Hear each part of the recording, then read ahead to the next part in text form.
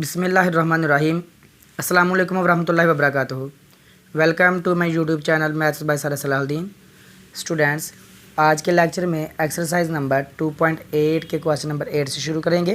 Previous lecture में मैंने आपको क्वेश्चन नंबर 6 और 7 कंप्लीट करवा दिए थे, तो टाइम को वेस्ट किए बगैर स्टार्ट करते हैं सॉल्यूशन को। क्वेश्चन में कहा जा रहा है find two integers whose sum is 9 and the difference of their squares is also 9। दो इंटीजर्स है हमारे पास, तो दोनों को लेट कर लीजिए। लेट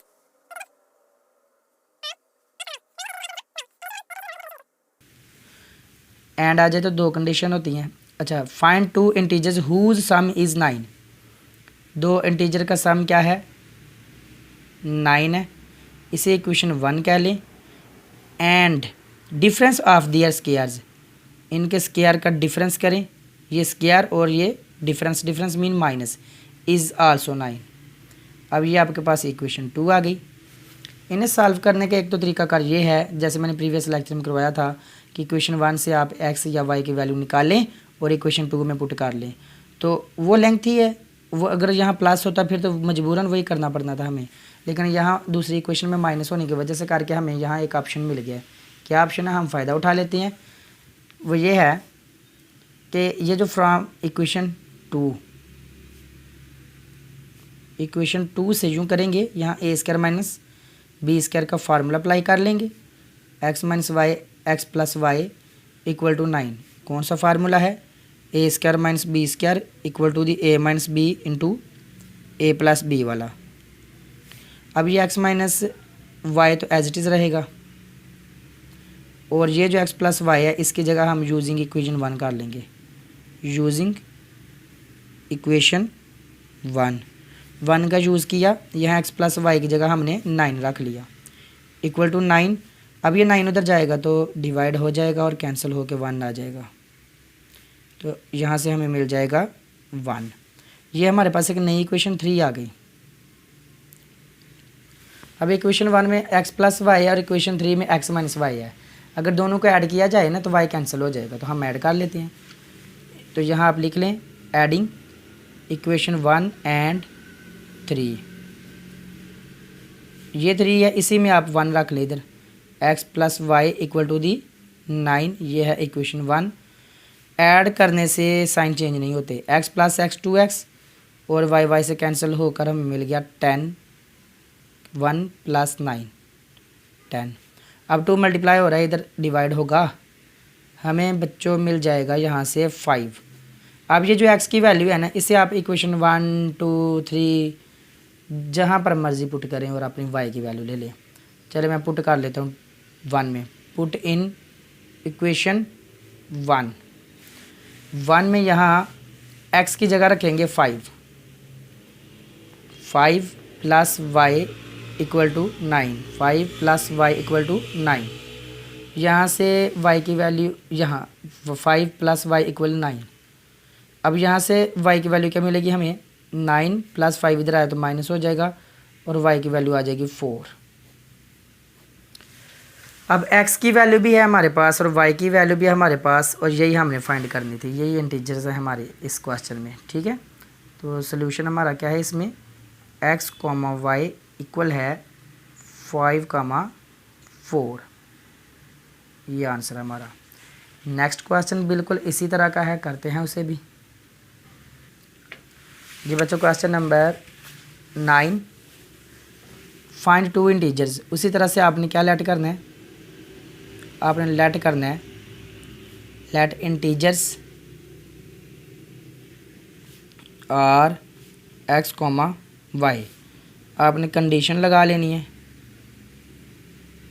कंडीशंस, पहली कंडीशन है कि इंटीजर्स का जो डिफरेंस है ना इज़ 4। ये इंटीजर्स हैं और ये इनका डिफरेंस है, इज़ की जगह इक्वल आ गया 4। इसे इक्वेशन 1 कह लीजिए। अब नेक्स्ट है जी हुज स्क्वायर्स डिफर बाय 72। यानी ये स्क्वायर्स हो गए दोनों डिजिट्स के, दोनों इंटीजर्स के, और इनका डिफर मीन, ये डिफर है ना, डिफर मीन होता है डिफरेंस यानी माइनस। इज़ 72, इज़ की जगह इक्वल 72 आ गया ये वाला। ओके, अब ये आपकी इक्वेशन 2 है, 2 इक्वेशंस है। तो आप इसको भी आप सॉल्व कर सकते हैं यहाँ इक्वेशन 1 से x या y की वैल्यू निकाल के। लेकिन फिर हम यहाँ पर फ़ायदा ये उठाएंगे, इक्वेशन 2 में इधर माइनस आ चुका है ना, तो ये फार्मूला बन जाएगा। तो आप इसको लिख लें, फ्रॉम इक्वेशन 2 से वर्किंग करें तो लिख लें x minus y into x plus y equal to 72।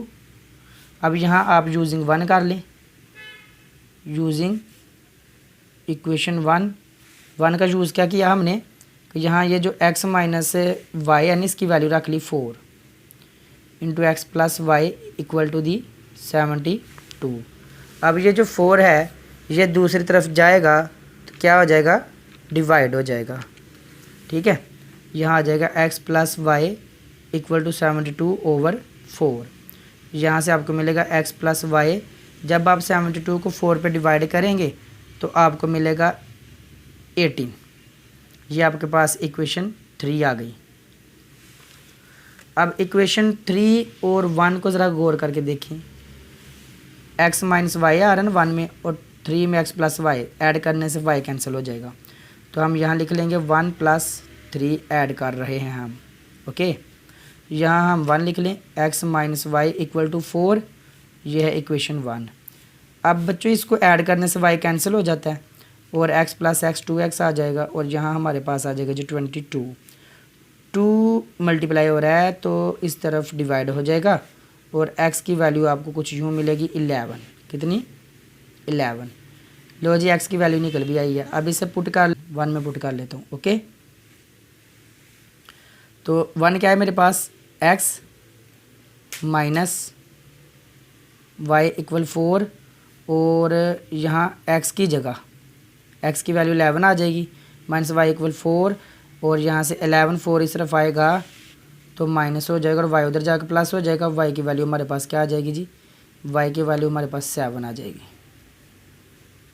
Okay, अब यहाँ हमारे पास आंसर क्या आ चुका है, x, y is equal to 11,7। ये स्टूडेंट्स आपका आंसर आ गया।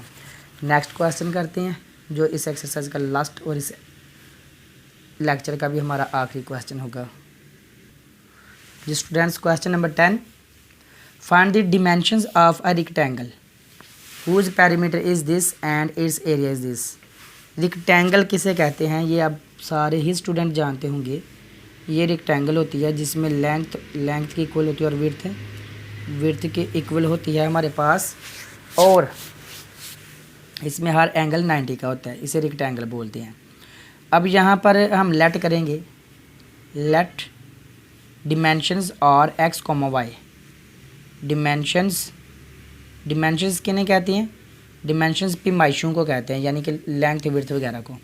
डिमेंशंस और x, y। मान लिया इसे मैंने x रख लिया लेंथ को और y रख लिया विड्थ को। ओके हो गया, तो याद रहे अगर ये x है तो ये भी x है, अगर ये y है तो ये भी y है। अब कंडीशंस लगाते हैं इसके ऊपर।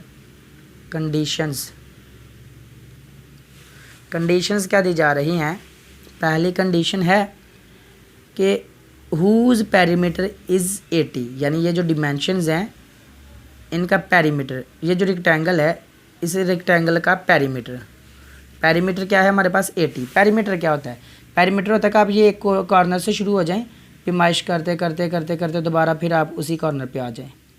ठीक है, तो ये सारी जो भी ये बाउंड्री है ना, इस बाउंड्री की जितनी भी पैमाइश आएगी ना, इसे पेरीमीटर बोलते हैं। और इसके लिए हमें क्या करना पड़ेगा, हमें लिखना पड़ेगा पेरीमीटर ऑफ रेक्टेंगल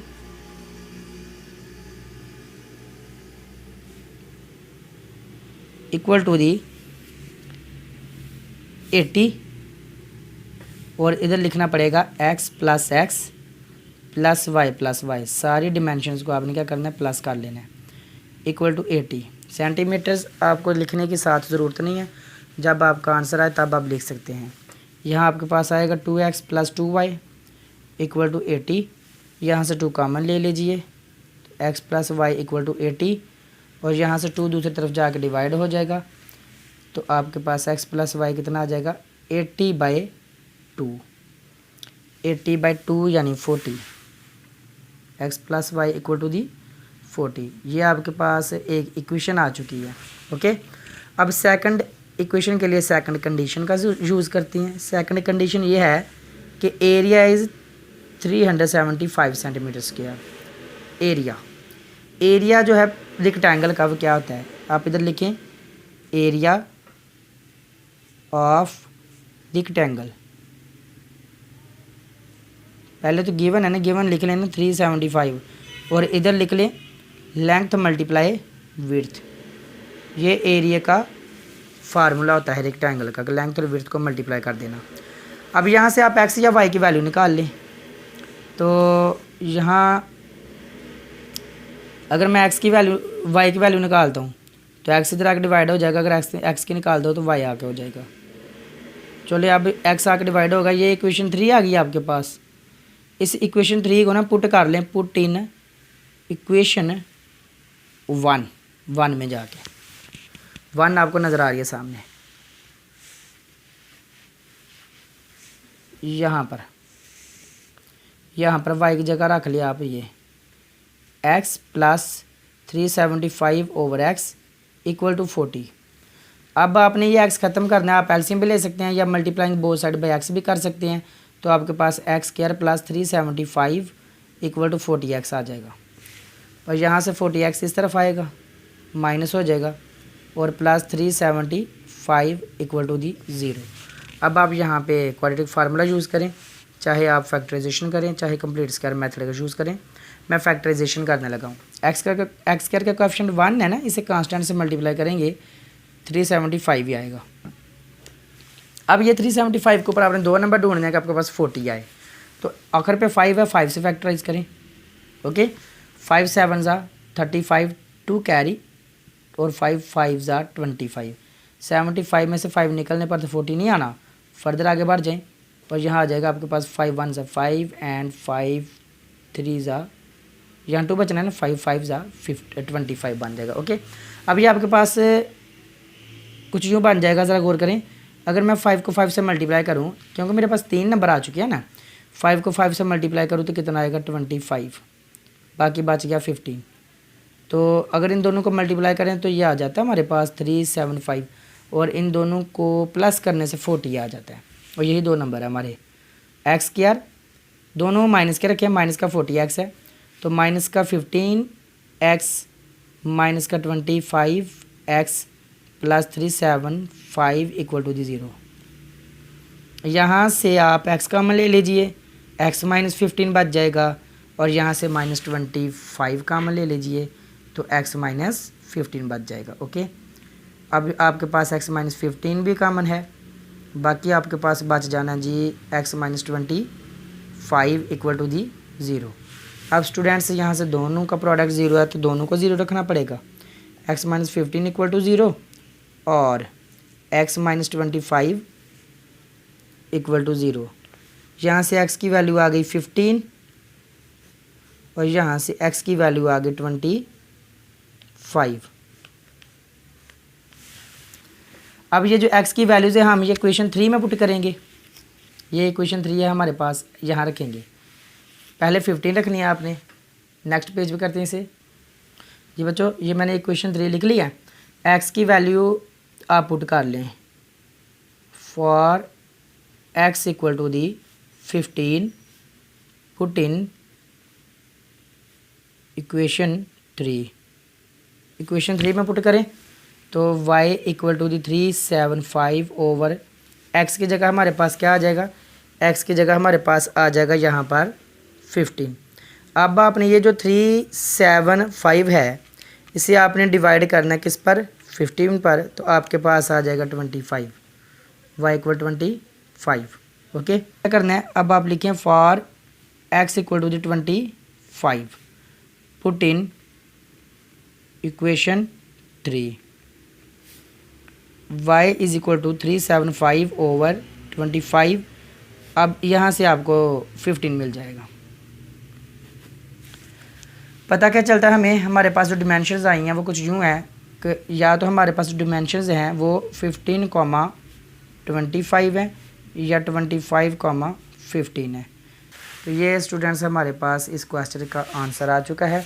सो इसी क्वेश्चन के साथ आज का लेक्चर जो है वो वाइंड अप करते हैं। तो नेक्स्ट लेक्चर के लिए चैनल को सब्सक्राइब कर दें और बेल आइकन को क्लिक कर दें। अल्लाह हाफ़िज़।